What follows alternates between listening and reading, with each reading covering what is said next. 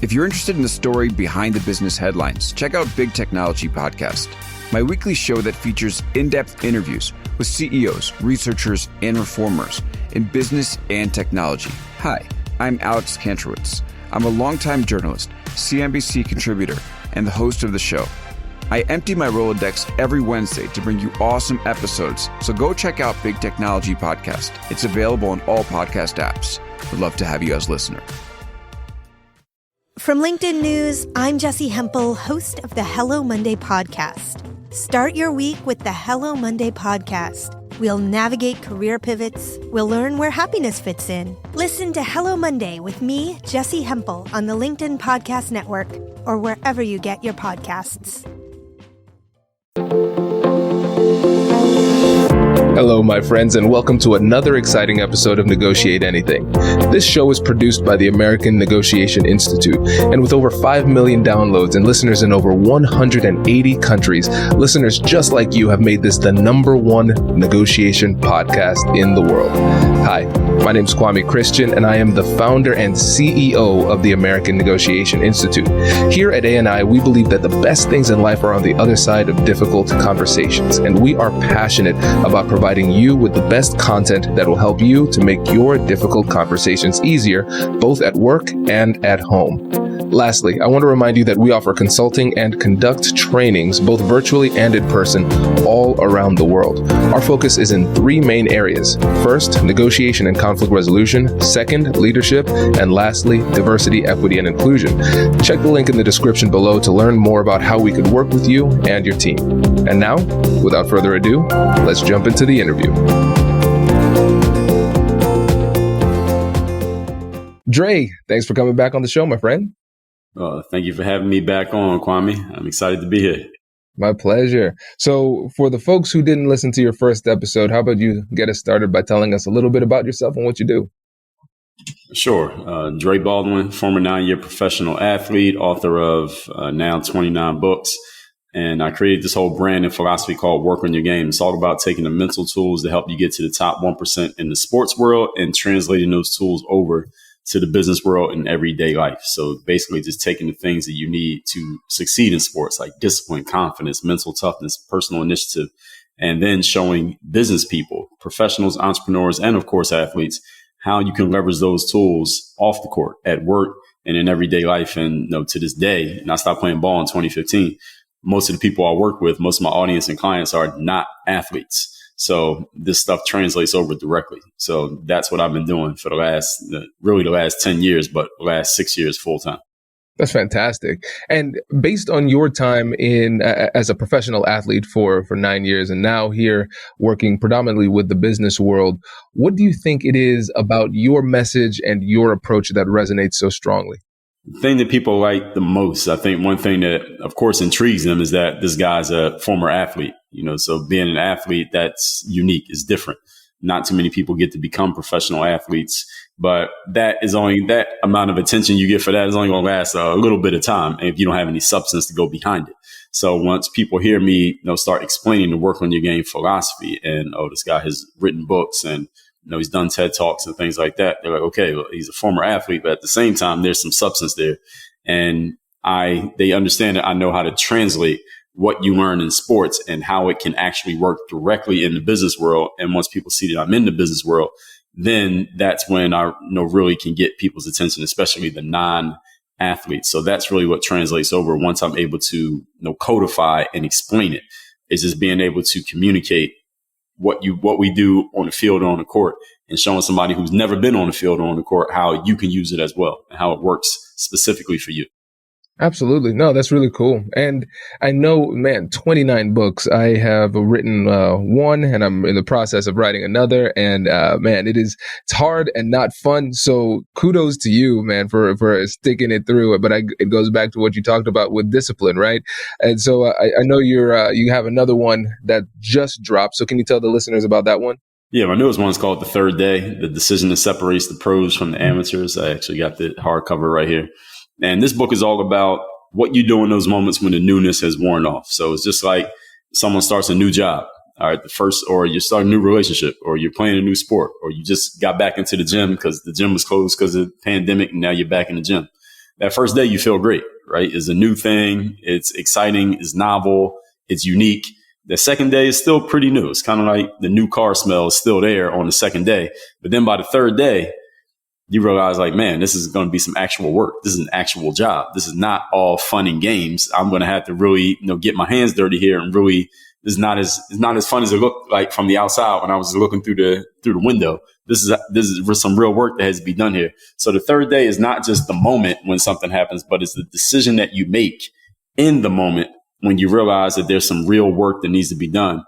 What true professionals do is they show up and they do that work, whereas amateurs, they may not show up all the way, or they might not show up at all when they realize that there's some real work that needs to be done there. So that's what the third day is about, is having that mental toughness and that discipline to keep showing up and delivering, even when you don't feel like showing up and you don't feel like delivering, doing it anyway. That's what makes a pro a pro. I love it. And when it comes down to it, all of us we're professional negotiators to a certain extent. And on this show, we talk about negotiation being defined as any conversation you're having where somebody in the conversation wants something. So whether it's at home or at work, with relationships in the business, professional life, whatever it happens to be, we're all negotiating to a certain extent, and we're professionals at it. But a lot of times we act like amateurs when it matters the most. And so earlier, when we were kind of game planning this, we were talking about how this whole third day philosophy translates to our relationships, because at the beginning of relationships, whether it's a business relationship or a personal relationship, it's all puppy dogs and rainbows. And then at some point, things get a little bit tough. So let's dig into how this same philosophy applies to our relationships day to day. Sure. I mean, first of all, this is when a relationship becomes real. I mean, you remember the TV show, The Real World on MTV, what they say. This is what happens when people stop being polite and start being real. And a relationship becomes real when you hit that third day, because at the beginning of any relationship, even two people who just met, you're meeting people's representative, like they're being friendly, everybody's being nice. Eventually it gets to the point where people stop being nice, and you really get to see that representative goes away, and you get to see the real version of that person. And this is when you get a real relationship. It's not a real relationship till there's been some challenges. Like in professional sports, they say a series doesn't start till a team loses a game at home, right? There has to be some type of controversy has to occur for you to know you're in a real relationship, because once you go through that challenge, then you're going to find out, is this person going to stick around? Are both people going to stick around? Or is somebody going to find the nearest exit because they can't deal with that controversy, that challenge? So that's the number one thing when it comes to relationships, is that has to happen in order for that relationship to really get solidified. And the other thing is, in any type of relationship, because there is conflict, that's actually something that can make the relationship stronger. Because when two people go through that conflict and they go through that disagreement, it's in that conflict resolution that they can both find out a little bit more about each other. Again, people aren't trying to be polite and be nice anymore, and people are being real with each other. And that's when you find out what somebody's really about, what they're really made of. You get to that third day.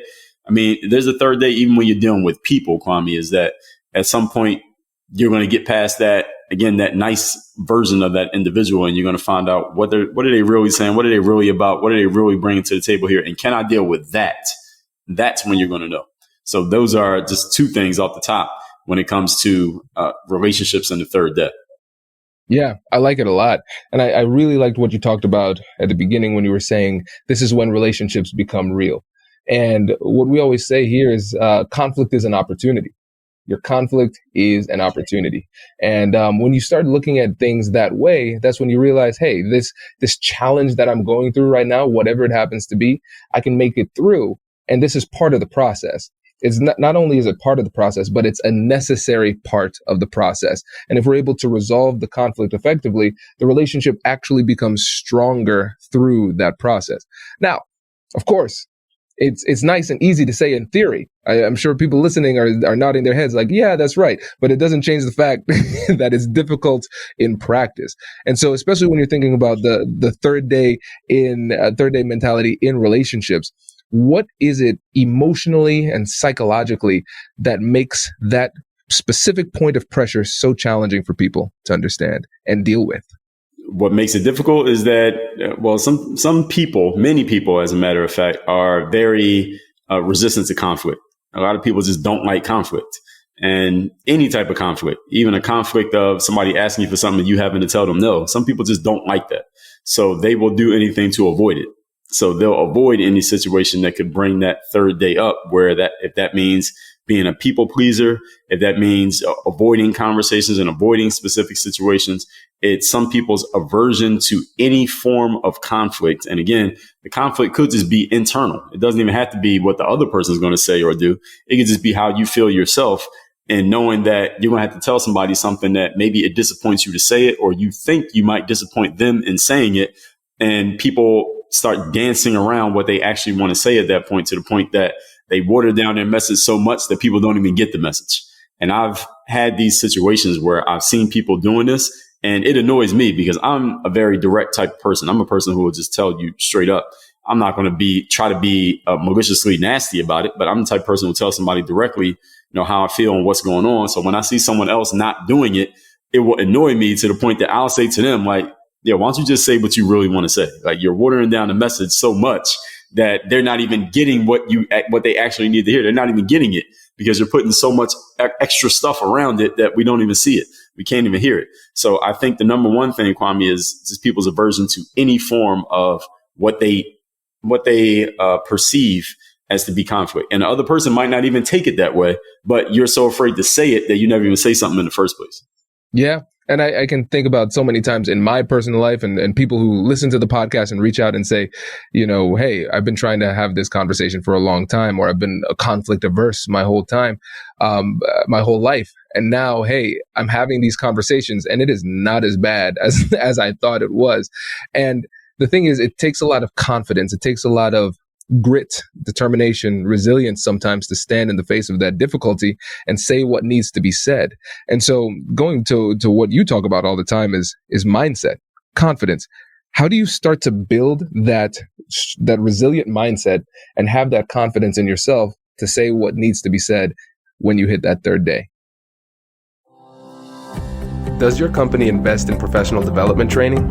If you believe that your team would benefit from a negotiation workshop, all you need to do is go to our website, fill out the workshop request form, and then we'll set up a time to chat. These workshops are completely customizable, and we've done them all around the country. Negotiation and conflict resolution skills are beneficial across all professions, but they're especially useful in procurement, purchasing, sales, sourcing, and contract management. Our calendar is filling up quickly, and we even have some workshops scheduled for next year. If you think you might want one, I'd suggest reaching out soon so you don't miss out. Check out the link in the description to learn more. And now, back to the show.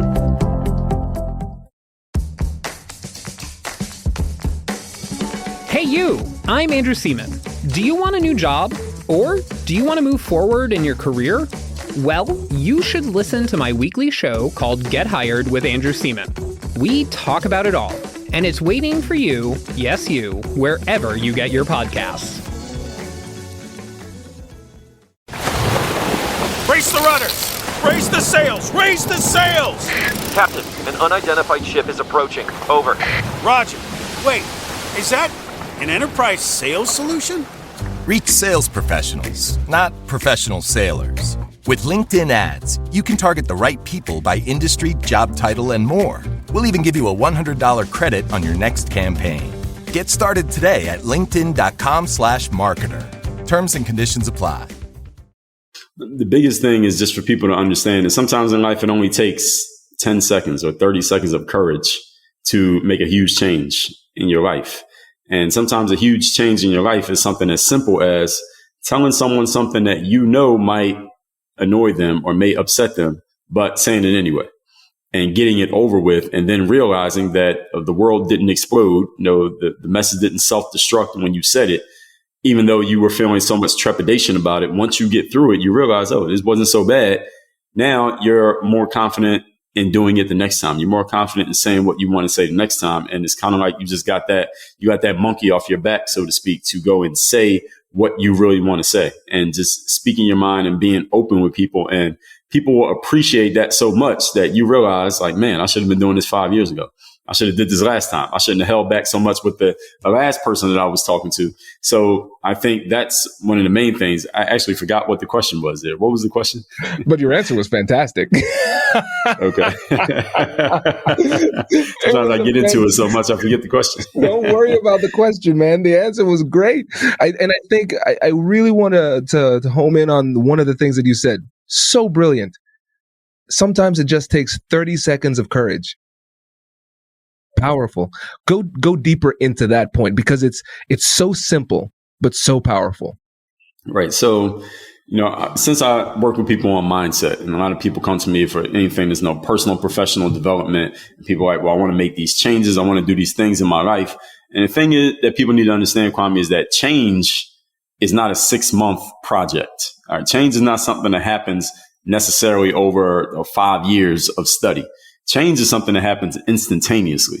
The change is something that happens in the way that we see ourselves and the way that we see the things that we are doing. Now, of course, there's a process of developing a skill and developing an ability and building a business. But the real change that happens in us usually can happen at the snap of a finger. Is just in a moment when we give ourselves permission to no longer conform to who we've always been in the past. When we give ourselves permission to say something that we never gave ourselves permission to say before, or we were never given permission to say before, or do something that we never gave ourselves permission to do before, in that moment that we do that and we realize that it's not as terrible as we thought it would be, then all of a sudden, all of these possibilities open up for us in our lives. And that's where the change happens right there. And then the things that we do subsequently, of course, those create even more change, the change that people can see. But the real change is what happens in between our ears, the things that happens in our mind that lets us know, okay, this thing that I thought I could never do, now I know I can do it. That's the change. But then the tangible stuff, the stuff that we can see, the business change, the relationship change, the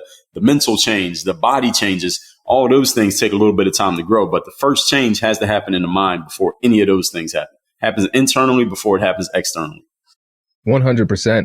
It's a brilliant point. And I think that's really helpful, especially for people who are impatient, which is probably 98% of the group. And then the other 2% are lying about the fact that they're impatient, right? We all want the change to happen immediately. And what's so encouraging about your approach to this is that the change can happen immediately because you change your mindset. That's the first change that has to happen. And that happens quickly. And going back to what you said about 30 seconds of courage, I think people misunderstand what it means to be courageous, to be confident, and things like that. Because you don't need to feel that way all the time. You don't need to feel that way all the time. You just need to suck it up for just long enough to do the right thing, and then you can go back to being scared. But as you start doing that more and more frequently, then it's going to be easier to do it. It's like a muscle. And I tell people all the time with the big scary things that I've done when we think about children, let's start there. So children, we have getting married, we have doing the TED Talk, we have writing the book and starting a company, like these types of things. All of those decisions were scary. People look at me and they say, oh, Kwame, you're so confident. They might even go as far as to say you are fearless. And that's like life's greatest joke, because the people who are out there doing really big, impressive things, at least in my experience and with a lot of the people I've talked to, they feel the fear and do it anyway. And it just takes that 30 seconds of courage to commit in the moment and then continue to make the right decisions going forward. Exactly. And I heard somebody once say, Kwame, fear is not an indication of what to not do, it's an indication of what you should do.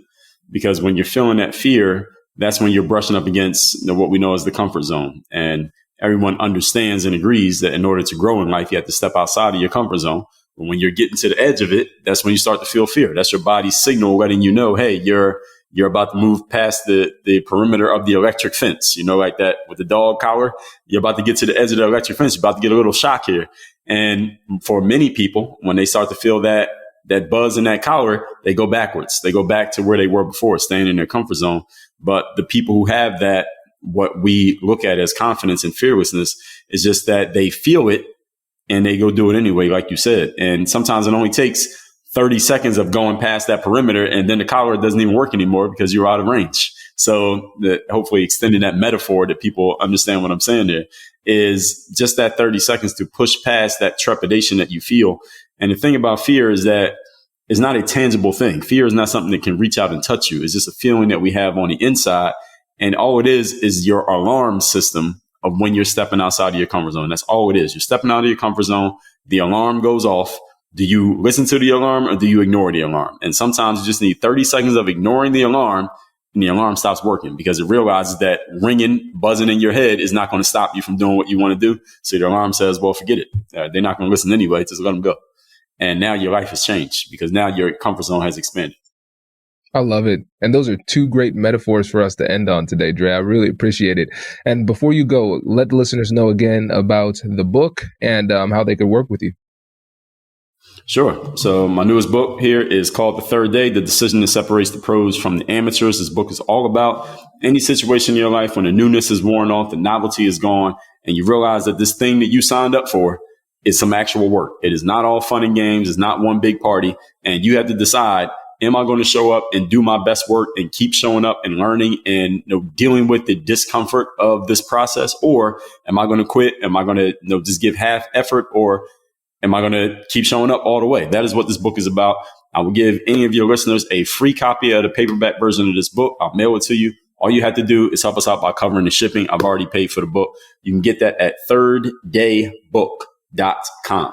And how people can work with me or find me, I'm on all the social medias. And I did make a page. I don't know if we completed it yet, but it will be up by the time this comes out.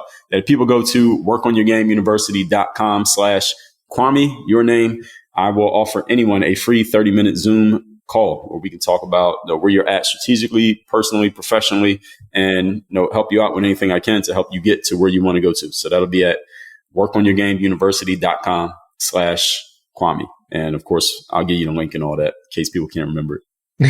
Fantastic. Dre, thanks again. Really appreciate it.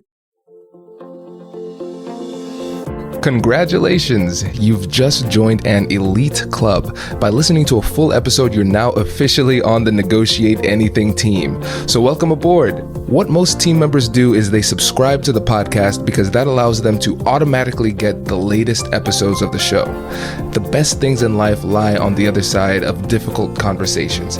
Keep learning, keep practicing, and keep getting better. Your relationships will improve, your career will soar, and you'll have the confidence you need to get the most out of these crucial conversations. Again, thank you for joining the team. We're excited to have you, and I will see you in the next episode. I'll catch you later.